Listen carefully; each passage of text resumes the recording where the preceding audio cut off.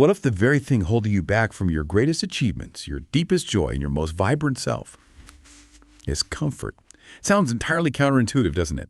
But today, on the Deep Dive, we're embarking on a mission to, well, tear down the invisible walls of our comfort zones. And this isn't just another fleeting motivational cliche, It's a profound principle for genuine personal growth and deep fulfillment. It impacts everything from your physical health and psychological well-being to your very spirit and your sense of purpose. That's exactly right. For this deep dive, we've meticulously synthesized insights from, well, a wide array of sources. Our goal is to show you not only why embracing discomfort is absolutely crucial for a richer life, but also, critically, how to do it effectively, without feeling completely overwhelmed. We'll explore the fascinating science behind why our brains instinctively resist change, and then we'll unpack some really actionable strategies, revealing how even small, intentional steps can actually reprogram you for a more purposeful, resilient, and frankly, exhilarating life. Get ready for some serious aha moments as we connect these dots for you. Okay, so let's unpack this core concept. We all have that cozy, familiar space, don't we? That comfort zone where everything feels easy, predictable, and, well, safe. It's a place of minimal anxiety where we don't perceive much risk, and our responses are almost on autopilot. Feels good, like your favorite worn-in armchair. But what exactly is this comfort zone, and why are we so incredibly drawn to its gravitational pull? It's deeply biologically psychological. Our brains are fundamentally wired for survival, Yeah. It's a legacy from our earliest ancestors. They naturally shy away from anything perceived as a threat, be it the unknown, anxiety, uncertainty, or fear. It's a primitive, powerful instinct. This is why a part of our brain, what some psychologists metaphorically call our inner chimp, a concept popularized in the chimp paradox, instinctively prefers the familiar option, sees novelty as a potential threat. The inner chimp. Okay. Exactly. Now, it's absolutely vital to distinguish between healthy discomfort and unhealthy discomfort. Yeah. Healthy discomfort is something we choose for ourselves, knowing it will improve our lives, like, say, learning a new skill. Unhealthy discomfort, on the other hand, is something we just sort of tolerate, often because we feel we should or have to, but it doesn't actually enhance our lives, like staying in a job that just drains you. And here's the kicker, the big truth. It's simply unrealistic to expect to live our lives where everything is easy, predictable, and perpetually comfortable. It just isn't. That really clarifies the distinction. When I look back at my own life, my biggest moments of pride almost always involved pushing past what was easy, sometimes downright scary. The regrets. Yeah, those often stem directly from the times I didn't challenge myself when I chose the comfortable path. So if we do lean into this healthy discomfort, what surprising gains are waiting for us? Because most people, myself included, probably only think of stress when they hear discomfort. What's truly fascinating here is the science behind it. Let's talk about the Yerkes-Dodson law. It tells us that our performance actually increases with a moderate amount of stress, but only up to a certain point. The sweet spot isn't zero stress. It's what we call optimal arousal, or eustress, a mild threat state that actually improves our performance and sparks creativity. It stops you pushing into that panic zone where learning is inhibited. Right, the panic zone where you just freeze. Exactly. Think of our prefrontal cortex, the part of the brain responsible for executive functions, like the Goldilocks of the brain. It has to have everything just right. Not too much stress, not too little to function optimally. When you step out, even a little, your brain literally forges fresh neural pathways. And the reward, it releases dopamine. Dopamine. Yes, that powerful neurotransmitter responsible for that exhilarating feeling when you achieve something new, when you overcome a challenge. It's truly a built-in shortcut to feeling good, a biological reward for growth. That explains why it feels so incredibly satisfying to push through something genuinely hard, doesn't it? Yeah. It's not just a mental win, it's a chemical one. Precisely. And the core benefits of this are numerous and profoundly impactful. First, it's the master key to your ambitions. Think about it. Your biggest dreams aren't found on the well-trodden, easy path. Not everything you want to achieve in life will be simple. Discomfort isn't a roadblock. It's often the only road to unlock those harder-won achievements, directly leading to productivity and reaching your goals. Okay, so it helps us actually do the things we want to do. Yes. Second, it's a powerful booster for self-confidence. Accomplishment, especially when it's hard-earned and you've pushed yourself, builds genuine, unshakable confidence. And that confidence, in turn, propels you toward even more ambitious goals. It creates this, positive feedback loop. Third, it fundamentally expands your world. Learning new things, meeting new people, visiting new places, trying new experiences, all of this broadens your awareness, your perspective, makes your life so much richer. Mhm. Fourth, and this is critical, it builds resilience. Think of it like flexing a muscle to make yourself stronger, adapting to change, navigating uncertainty, solving problems creatively, managing pressure. These aren't just abstract skills. They're the real-world tools that help you navigate life's inevitable uncertainties with greater ease and confidence. And finally, you gain immense self-agency, taking powerful control over your life and what you truly want to do with it. Self-agency, I like that. Taking control. Exactly. The problem you see with over-prioritizing comfort is that it can lead to something called bore-out. Bore out, not burnout. No, bore-out. Profound boredom and feeling underwhelmed. It's a growing phenomenon where employees quit not because they're overworked, but because their work lacks challenge.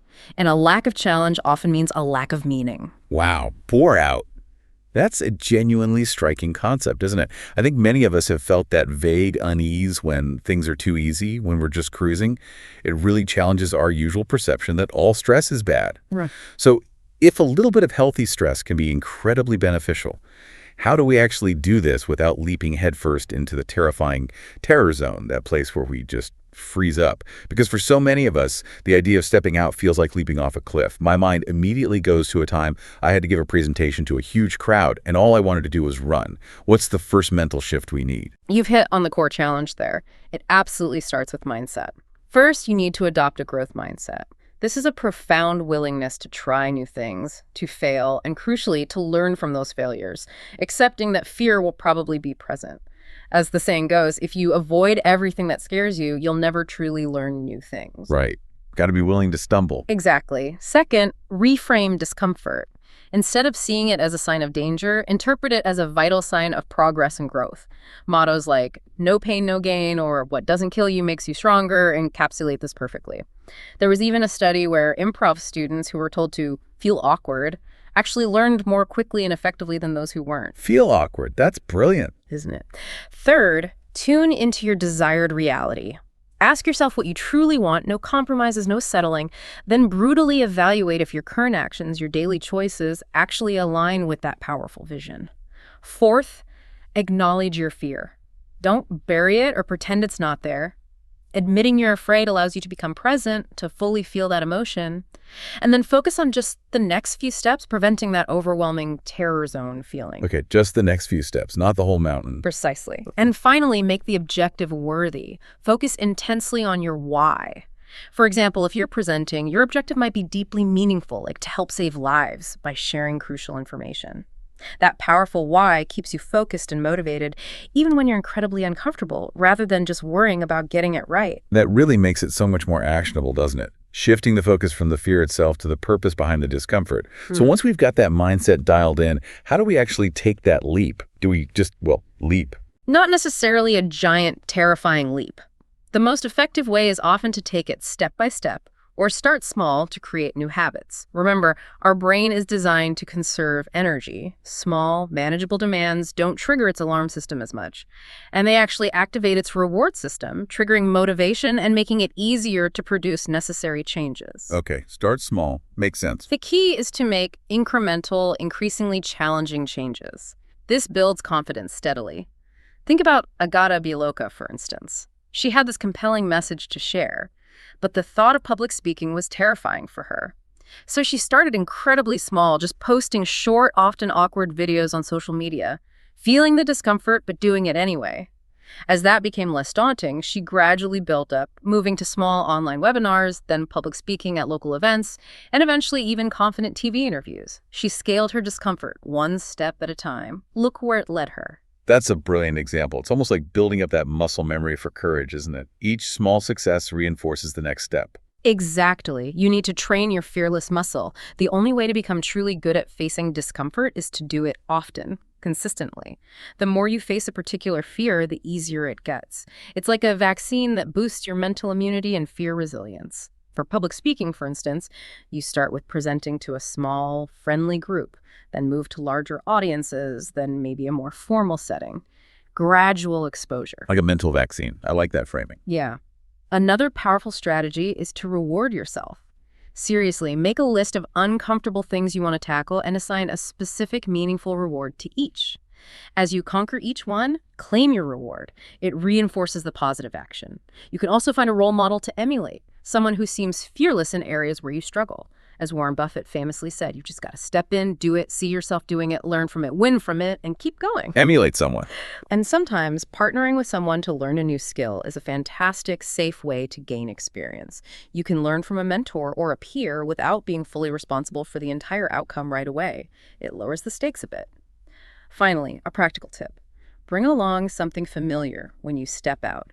Wear your favorite confidence-boosting suit for a big presentation, use a tried and tested slide deck you know well, or simply recognize and tap into your innate qualities and strengths that you know you can rely on. That sense of familiarity can anchor you. Those are truly fantastic, practical steps that anyone can start applying today. Beyond these more structured approaches, what are some simple, everyday things we can do to introduce this healthy discomfort into our lives right now in small doses? Oh, there are so many small yet profoundly powerful ways. One often cited example is to get cold. Whether it's a 30-second blast of cold water at the end of your shower or a quick dip in the sea if you're brave, it's undeniably uncomfortable but offers incredible health benefits. Increased circulation, reduced inflammation, a rush of endorphins for mood, an immune system boost, even improved focus and mindfulness. Brrr. Okay, maybe I'll start with 10 seconds. But yeah, the benefits sound worth it. What else? Another is to simply let others see and hear you. This could be the smallest smiling genuinely at strangers on your walk, or attending a social event you'd normally skip, initiating a conversation with someone new, or even having that difficult but necessary conversation you've been dreading with a loved one or a colleague. That's huge discomfort for many. Yeah, those conversations are tough. And what about expanding our horizons in other, perhaps less social ways? Absolutely. Try new things just for the sake of novelty. Pick up a new hobby you know nothing about, like pottery or coding, or try a new type of exercise you've always avoided, maybe rock climbing or Pilates. If you always do things with others, try doing something on your own. Go to the cinema alone, have lunch by yourself, maybe even take a solo weekend trip. Doing things alone that can feel really uncomfortable for some. It really can. And here's one that might surprise you. Meditate. Just sitting with your thoughts and feelings, observing them without judgment, can be incredibly uncomfortable, especially at first. But mindfulness meditation offers immense benefits like stress relief, better sleep, improved focus, self-awareness, and emotional regulation. It's a discomfort that yields deep inner peace. Yes, just sitting with yourself and your thoughts can be a huge step for some. And there's even more quick tips, right? Yeah. Like reconnecting with an old friend you've been missing. Exactly. Reconnect with an old friend you've lost touch with. Sign up for a course on a topic completely outside your usual interests. Even simpler things. Take a different route to work just to see something new. Order an adventurous dish you've never tried before. Practice giving honest, constructive feedback to someone. Go makeup free for a day. Sure, go makeup free for a day and just own it. Go on a social media or TV detox for 24 hours. Switch up your entire morning routine. Intentionally start a conversation with a stranger. Drive somewhere without GPS, just rely on signs. Bask in your own company and see a movie alone. Belt out karaoke, even if you're off-key. Go somewhere you've never been before, even just a new neighborhood park. Turn off your phone for a full day. Send someone you love an unexpected, thoughtful package. Each of these pushes a boundary in a small, manageable way, training that fearless muscle we talked about. So we've really explored what the comfort zone is, why staying within it can be so limiting, and how to gently yet powerfully nudge ourselves out. But ultimately, what does this all mean for living a truly fulfilled life? What's the ultimate payoff for inviting this healthy discomfort into our everyday? This is where it gets really interesting and quite profound, I think. Personal growth is the very path to fulfillment itself.